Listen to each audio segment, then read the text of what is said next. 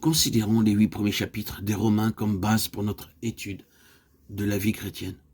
Du 1er au 4e chapitre, bien que le terme de péché soit mentionné plusieurs fois, le sujet de ces passages, pour parler de manière générale, c'est les péchés. Dans les chapitres 5 à 8, c'est le contraire que nous constatons. Alors que les péchés se trouvent plusieurs fois mentionnés, l'accent est mis sur le péché.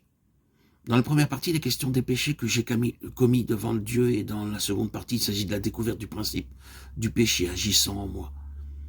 Et j'ai besoin d'être pardonné de mes péchés, mais j'ai aussi besoin d'être délivré de la puissance du péché.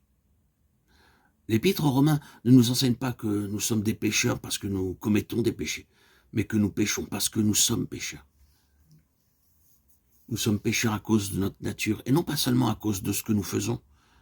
Cela est déclaré dans Romains 5, 19, par la désobéissance d'un seul humain, Adam. Les nombreux, c'est-à-dire tous les hommes, ont été constitués pécheurs. Quand la lumière de Dieu éclaire mon cœur pour la première fois, mon seul désir est d'être pardonné, car je réalise que j'ai commis des péchés à son égard.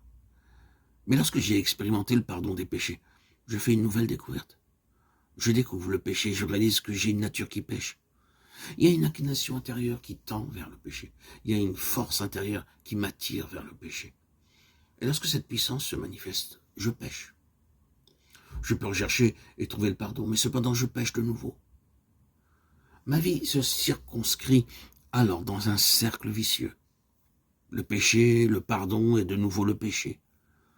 J'apprécie le pardon de Dieu, mais je soupire après quelque chose de plus que cela. J'aspire à la délivrance.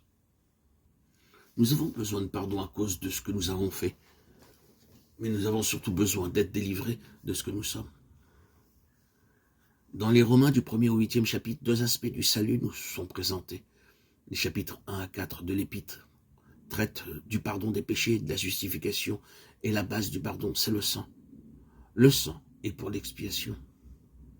Il est en relation avec notre position devant Dieu et avec notre conscience. Il y a une certaine confusion concernant le rôle et la sphère d'opération du sang.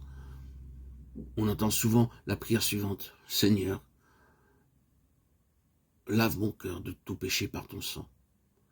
Le sang est pour Dieu, il a un caractère objectif. Il purifie la conscience et non pas le cœur.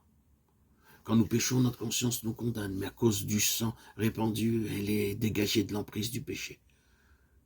Dieu a déclaré: je verrai le sang et je passerai par-dessus vous. Exode 12, 13. Le sang était placé à l'extérieur. Dieu pouvait le voir, mais ceux qui étaient dans la maison ne pouvaient pas le voir.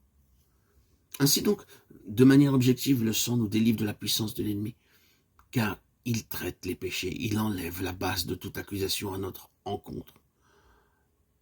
La croix, quant à elle, œuvre dans le domaine subjectif. Elle nous délivre en traitant la chair. Ce principe de la chair est le terrain d'activité de l'ennemi en nous.